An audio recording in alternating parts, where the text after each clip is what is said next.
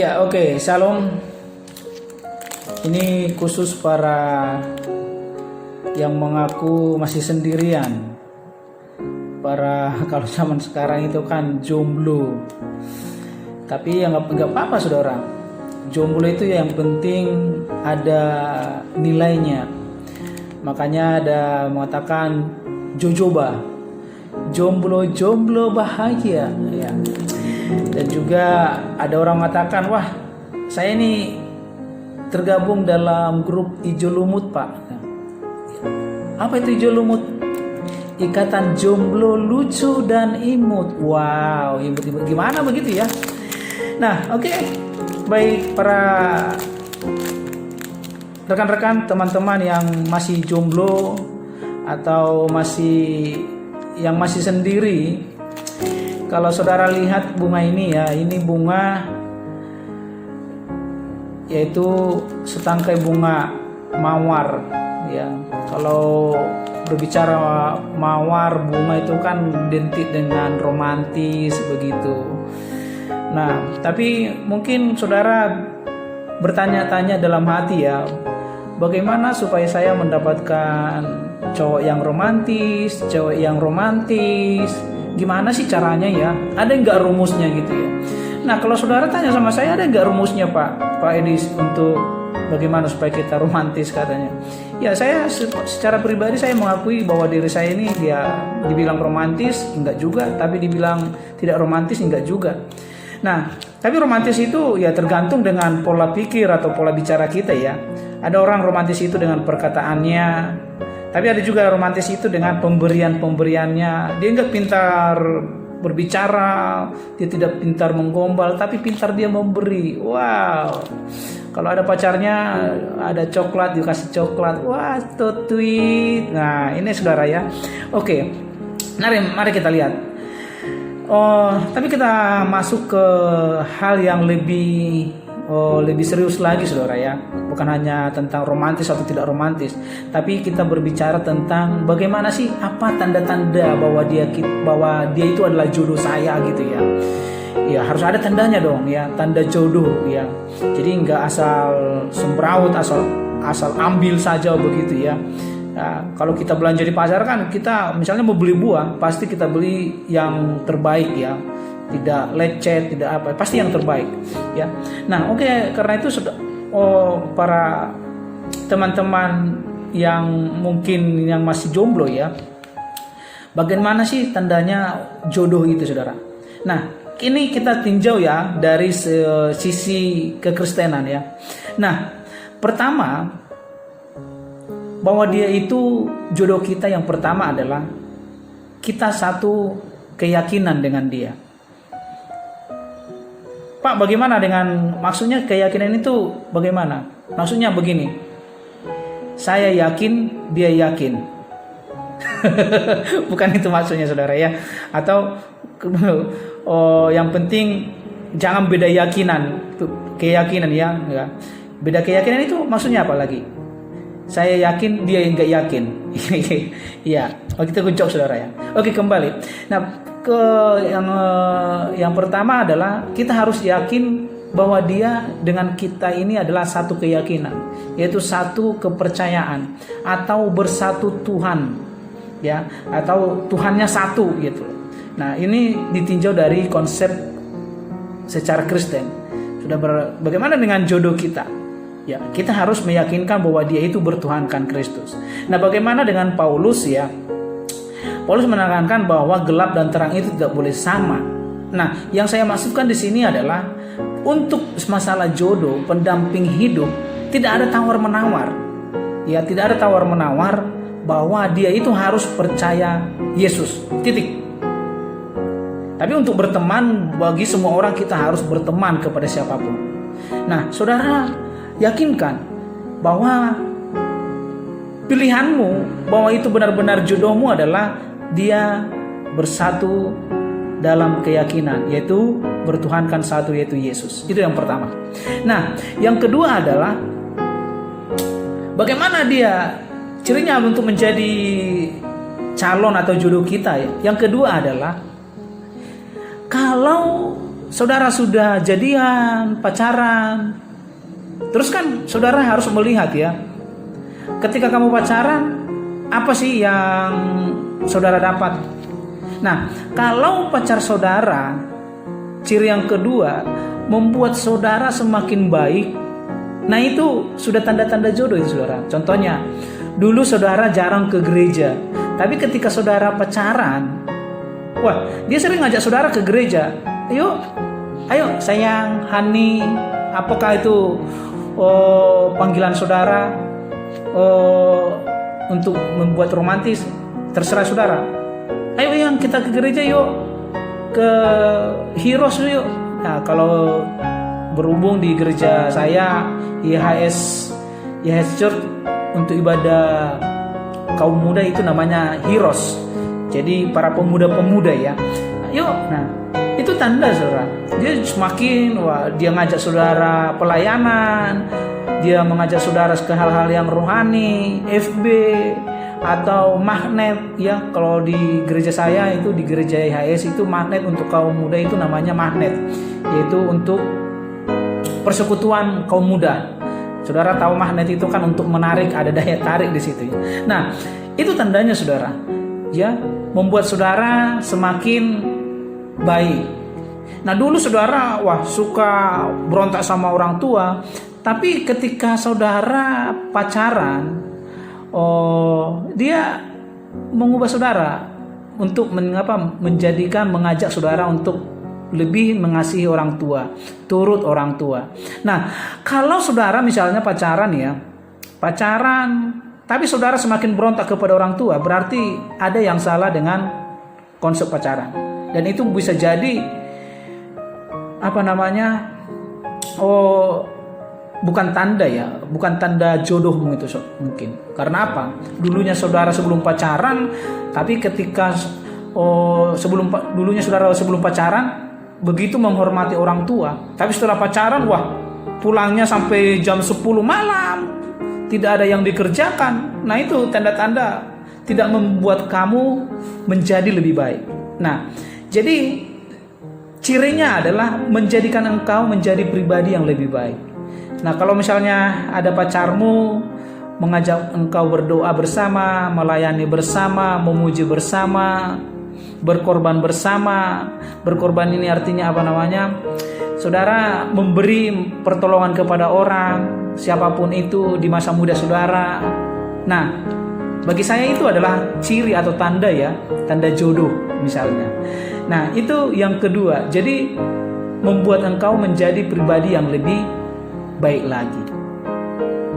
Yang ketiga selanjutnya adalah dia itu pribadi yang bertanggung jawab atau tidak.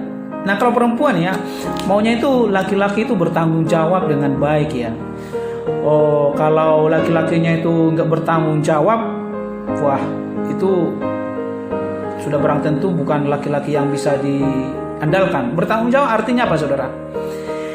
Dia itu carilah laki-laki yang bisa mempertanggungjawabkan kehidupan saudara. Kan pacaran ini kan bukan untuk pacaran saja. Makanya kalau pacaran itu tujuannya apa?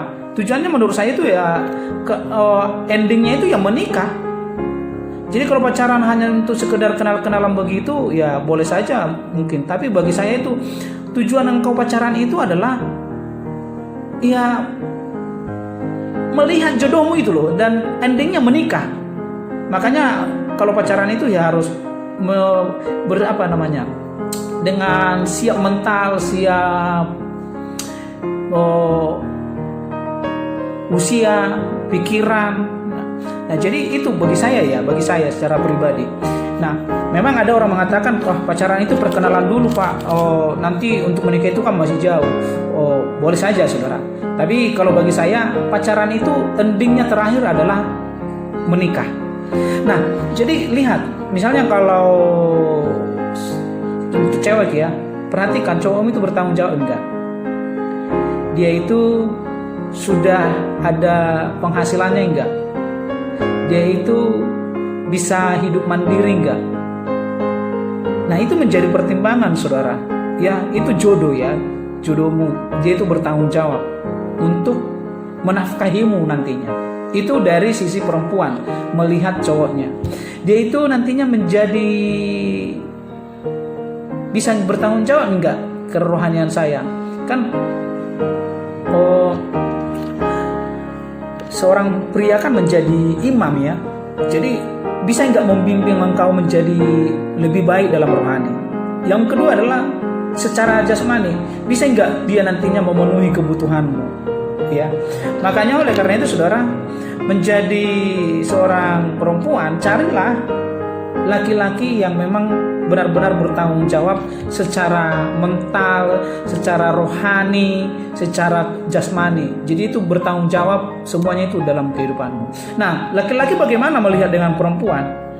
Demikian juga laki-laki, lihatlah calonmu atau itu tandanya jodoh itu perempuan seperti apa. Dia itu siap enggak menjadi seorang ibu untuk anak saya? Siap dia enggak menjadi perempuan yang bisa mendidik anak-anak saya bersama-sama dengan saya? Itu menjadi perlu pertimbangan.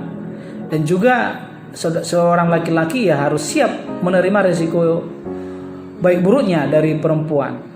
Nah, saudara, itu tandanya saudara. Kalau saudara hanya seorang laki-laki hanya bisa siap menerima hal-hal yang baik saja, ya menurut saya lebih baik dipending dulu. Tapi kalau kamu siap menerima baik atau buruknya dari calonmu perempuan, nah itu melangkah terus. Ya, itu bagi saya ya.